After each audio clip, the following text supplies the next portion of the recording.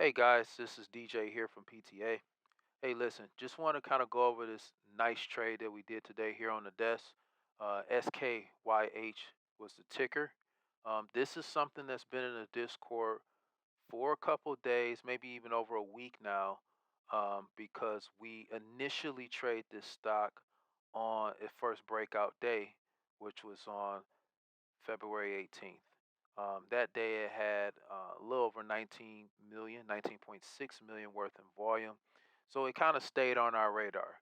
We were looking for particularly a fade, but that never came.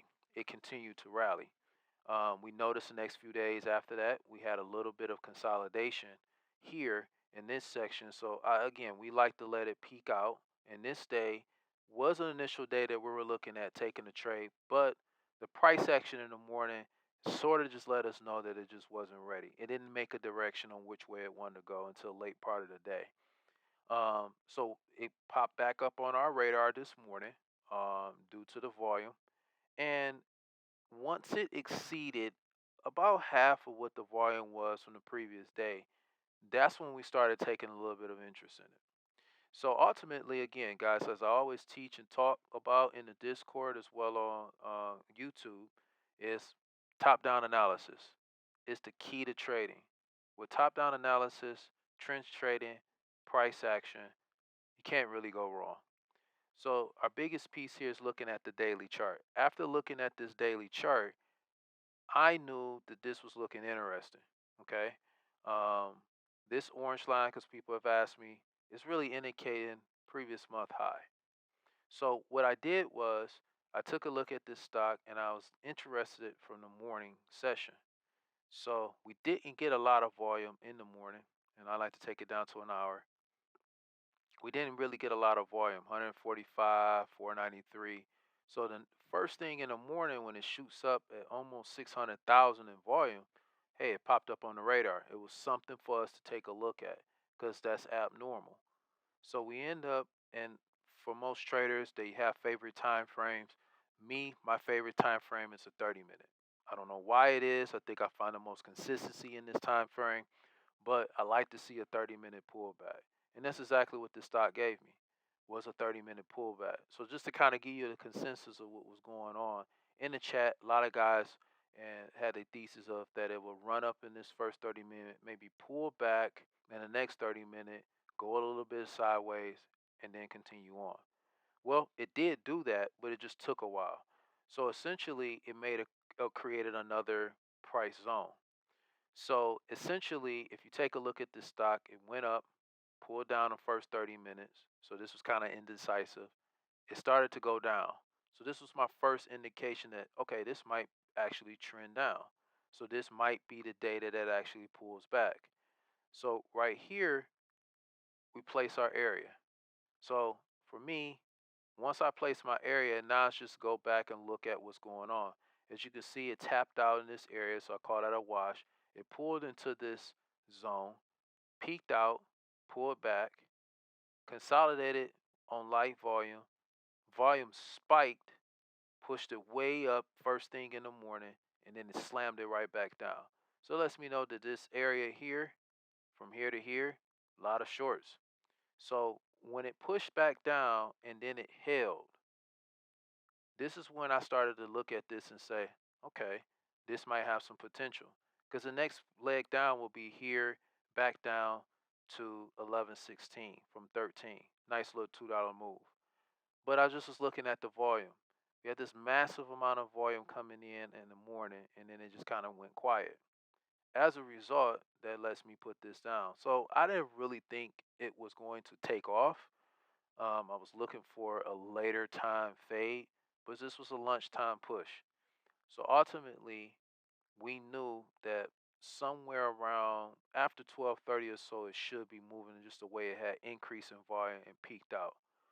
So taking it from the higher time frame, moving it down to the smaller time frame, I found my key areas.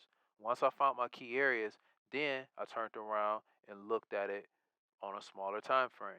I like to place entries or positions off of the 5. Well, as you can see, it was a little choppy, low volume, but when I see that volume decrease and then a spike, into a critical area, that's something worth looking at. So sometimes I drop down to a 1 minute just to get an ideal price action movement. So I knew that this was the key area. Looking at the volume, I end up entering in right around here, around this 15 mark. So I had about a 30 cent, about a 40, 50 cent risk, somewhere right here, from here to here. So it's about 50 cent risk. Not bad. I like to try to keep my risk under 30, 30 cents or below.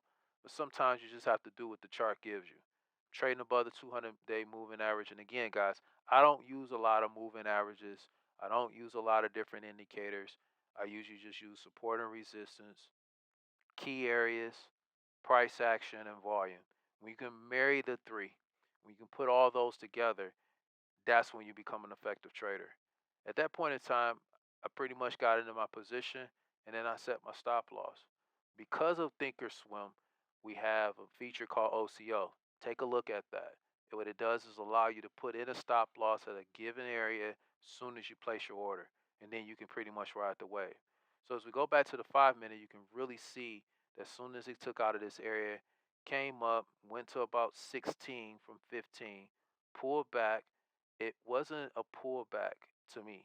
And the reason being is it just kind of went back a little bit and kept going. It never really broke trend on the higher time frames, and that's the key. Keeping your eyes on the higher time frames is what keeps you in the trade. So as I go back and we look down at the 15 minute, as you can see, it's still higher lows. So there shouldn't be a reason why you should be getting shaken out. But once you become comfortable with your strategy, this will help you out. So when we seen this 5 minute pullback, some of my traders on the floor, as well as people in Discord, added on here. So if you missed the first boat, you can always look at the second one. Once it took off, it did it again, gave you another option to do this. So this was kind of a sideways price action deal here. Um, this was the area that I was looking at right there, but honestly, I didn't see anything that really spooked me or made me feel like I should take profit. So when it actually did this slight pullback like this, I just allowed it to play out. As it played out, it continued on. Now we went into the 20s. Once it got up here to the 20s and then started to come back and consolidate like this, as stair steps like this, my assumption there was thinking, hey, this thing's about to probably fold and kind of continue on. So when it actually pulled back and then ripped again, I took off about a quarter of a position here. As it began to rally up, looking at this chart, and then to kind of give you an idea, let's zoom in on the 1 minute to kind of give you an idea. When you get this slight pullback like this, and then a quick rally like this back up to a zone, that lets me know that that may be shorts adding into the position. So I immediately start selling into the push. I think I end up selling some shares right at 21. I think I got a couple shares off at 21.10. So as that stock started to rally up into this area, I immediately started dumping because we're getting into a key area. I don't like to see a stock rally straight into a key area. It lets me know it's probably going to fail. So when it started to run up this way, I started releasing shares, and then as it started to hit that key area, it pulled back. So by this time, I had pretty much only had a little floater. I would say probably a tenth of my shares left because most of the shares I took off were right here in this area. I began to um, let that little floater take off.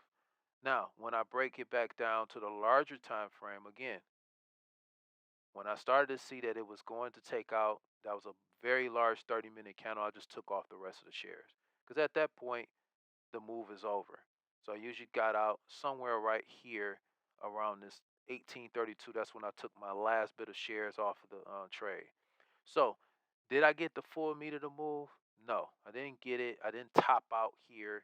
I got a few shares off at 21, but I did get a mean average around 1947 is my mean average of all my shares being bought and sold. So from here to here, nice $4 move, 50 cent risk, great risk to reward, and that's what you're looking for in a trade. So gang, if you're trying to get the full length of the move, the full meat of the move, don't do it.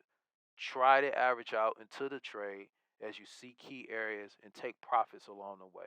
If you see key areas of pullback, for instance, this would have been a 15-minute pullback and it pulled back and then rallied again, then that would have been an area that you can then add to your position to continue to let that trade play out. So I hope that was helpful for you guys. I hope that made a lot of sense for you. If you have any questions, concerns, make sure you hit that like button. Leave your questions and concerns in the comments, as well as hit the subscribe button so you don't miss any of these videos.